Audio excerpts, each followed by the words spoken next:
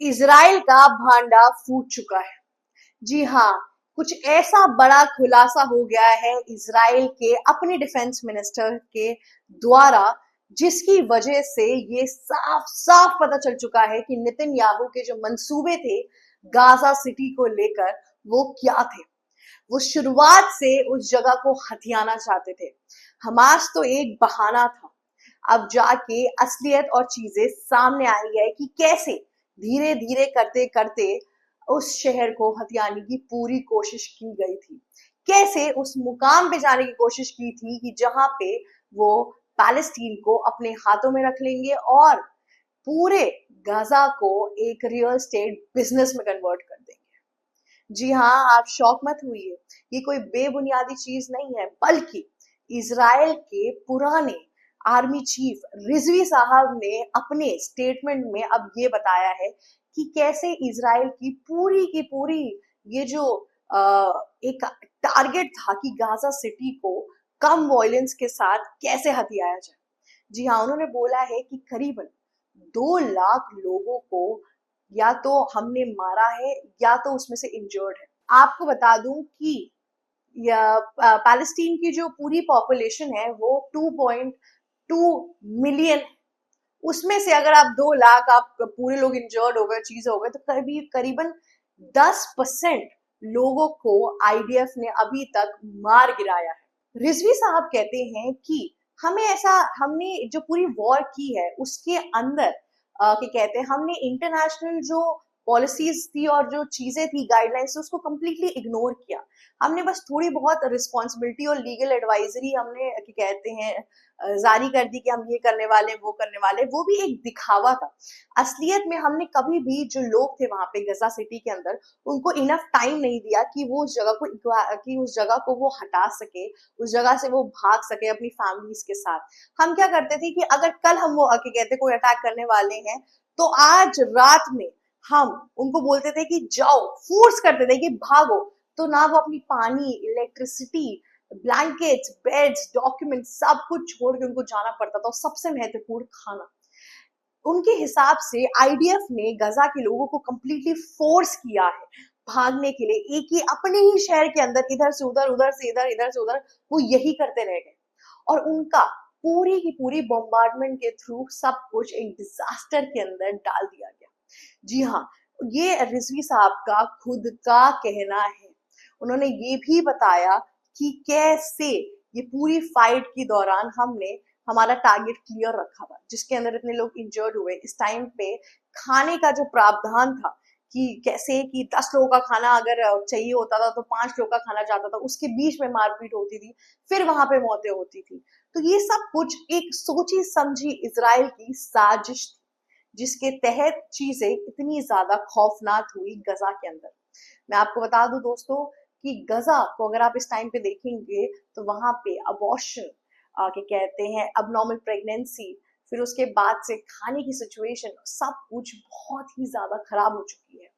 करीबन डेटा के हिसाब से देखें तो 20% तो बच्चे मारे गए हैं छोटे छोटे वहां पे, भूख के मारे, बीमारी के मारे। क्या कहते हैं, वैक्सीनेशन नामक चीज नहीं है, हॉस्पिटल्स नहीं है, कुछ नहीं है। रिजवी ने अपने पूरे स्टेटमेंट्स में ये सब चीजें बहुत क्लियर की कि नेतन्याहू और आईडीएफ की पूरी थिंकिंग क्या थी, आईडीएफ को किस तरीके से नेतन्याहू बताते थे, करते थे। और अगर आप देखिए कि अगर उन्होंने खुद अपने मुंह से बोला है कि वो इंटरनेशनल गाइडलाइंस के बारे में इजराइल इतना नहीं सोचता है, तो जो कतर के साथ आने वाली लड़ाई है उसमें एक बड़ा इम्पैक्ट ये भी हो सकता है कि जब नेतन्याहू को फर्क ही नहीं पड़ता कि इंटरनेशनल बॉर्डर्स, इंटरनेशनल रेगुलेशंस और ये सब क्या होते हैं, तो हमास तो किसी भी देश के अंदर रहेंगे वो घूम के फिर से मारना शुरू कर देंगे। इस हिसाब से वो एक्सकैलेट तो होगी, और साथ ही साथ नेतन्याहू और कितने लोगों की जान लेंगे या फिर और कितने कंट्रीज पे वॉर करेंगे, ये देखना काफी हद तक इम्पोर्टेंट हो सकता है इस पूरे टाइम के अंदर। इस वॉर के अंदर हमने काफी नई नई चीजें देखी, काफी सब कुछ देखा, पर अब ये देखना बहुत ही ज्यादा महत्वपूर्ण होगा कि कैसे नेतन्याहू रिएक्ट करेंगे इस पूरे स्टेटमेंट के बाद से। आईडीएफ की तरफ से इन सब चीजों पे कोई कंफर्मेशन नहीं आई है। नेतन्याहू ने भी इस पे कोई स्टेटमेंट अभी तक जारी नहीं किया है। हालांकि रिजवी ने विभीषण वाला काम तो जरूर किया है, पर इससे लोगों को पता चल रहा है कि एक्चुअल में इजराइल के पूरे मंसूबे क्या थे गजा को लेकर। जी हाँ, उनकी जो आइडियोलॉजी थी, उनकी चीजें थी, वो पहले से ही एक तरीके से सेट थी। मैंने माना जो हमास ने 2023 में किया वो बहुत गलत था, और उनके हॉस्टेजेस वगैरह इतने टाइम से फंसे थे। पर अगर इसराइल को सच में हॉस्टेजेस की चिंता होती तो वो हमास के साथ नेगोशिएशन कर लेता। उस नेगोशिएशन के तहत उसको बीसों के बीसों हॉस्टेजेस सीधा सामने मिल जाते, जिंदा वो भी, और ये वॉर को वही खत्म कर दिया जा सकता था। पर इरादे सिर्फ और सिर्फ हॉस्टेजेस लेने के कभी थे ही नहीं, इरादे उस जगह को हथियाने के थे। जैसे रशिया यूक्रेन को हथियाने की भी कोशिश कर रहा है, उनका जो ईस्ट है, के कहते हैं यूक्रेन वाला एरिया है, जो रशिया के एथनिसिटी से मिलता जुलता है। जी हाँ, ये सब जो वॉर होती है इसमें कुछ ना कुछ हथियाना एक फॉरफ्रंट मिशन होता है। कि कुछ अगर किसी कंट्री ने अपने 2-3 साल दिए हैं कहीं और किसी देश की किसी प्रोविंस को हथियाने में, तो वो आपको क्या लगता है इंटरनेशनल प्रेशर में आके छोड़ देगा, दे देगा? ऐसा कुछ नहीं होता। अगर आप माइथोलॉजिकली भी देखोगे, अगर आप एंशिएंट इंडिया में भी देखोगे, तो अशोका ने क्या वो सारी जगह वापस कर दी जो उसने हथियाई थी, या फिर जो मार के जीत कर वो आए थे? नहीं ना। तो सिमिलर वे में वॉर हमेशा ऐसी ही होती है। उस टाइम पे तलवारें चलती थी, इस टाइम पे टैंक्स चलते हैं, राइफल्स चलती है, मिसाइल चलती है, ड्रोन अटैक होते हैं। बस इतना का ही फर्क है, पर हार और जीत और हथियाना वॉर का एक बहुत ही इंपॉर्टेंट पार्ट है जो कभी भी आप हटा नहीं सकते। इस टाइम पर अब कतर के पास और भी पॉइंट्स आ जाएंगे इसराइल के खिलाफ, इसराइल के लिए, इसराइल को बोलने के लिए। अब इसके तहत बहुत से देश ये भी कर सकते हैं कि इसराइल पे अपने जो सैंक्शंस है उनको सीरियसली इम्पोज किया जा सकता है। इसराइल की ऑलरेडी काफी लोगों से इस टाइम पे दुश्मनी है। अब अगर वेस्टर्न कंट्रीज ने किसी ने भी आवाज उठाना शुरू कर दी इसराइल के खिलाफ, और किसी ने भी इसराइल को के ऊपर सैंक्शंस लगाना शुरू कर दिए इस वॉर के रिलेटेड, जैसे रशिया पर लगे थे। वैसे अगर आप देखिए तो कितनी हिपोक्रेसी है यहाँ पे। रशिया अगर यूक्रेन के साथ गलत कर रहा है तो इसराइल भी तो गाजा के साथ गलत कर रहा है। 1 अक्टूबर 7 को लेके कितने दिन हम खींचते जा रहे हैं चीजों को। अभी आप देख लो करीबन 10% जो पैलेस्टीन की पॉपुलेशन है उसको खत्म कर दिया इसराइल ने।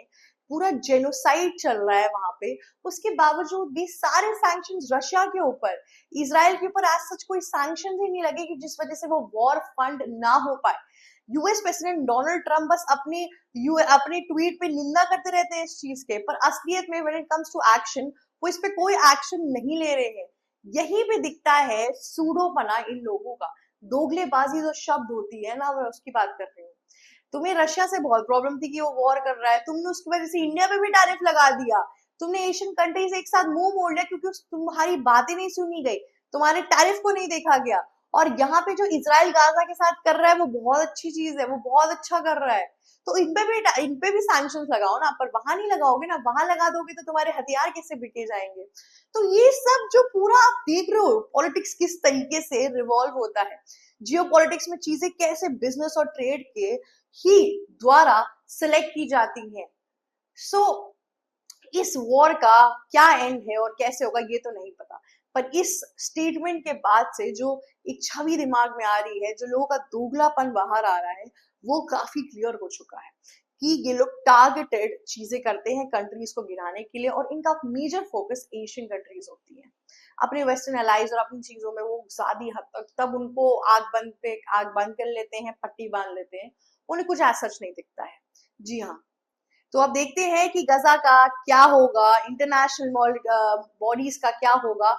एक चीज और भी निकल के आ रही है कि ये जो रिजवी का स्टेटमेंट आया है इसके तहत इंटरनेशनल की कहते हैं क्रिमिनल कोर्ट इसराइल के खिलाफ इसको यूज कर सकता है, इसराइल के ऊपर सैंक्शंस लग सकते हैं, उनको कड़ी से कड़ी सजा मिल सकती है, और उसके बिना पर कि कहते हैं ये वॉर खत्म की जा सकती है।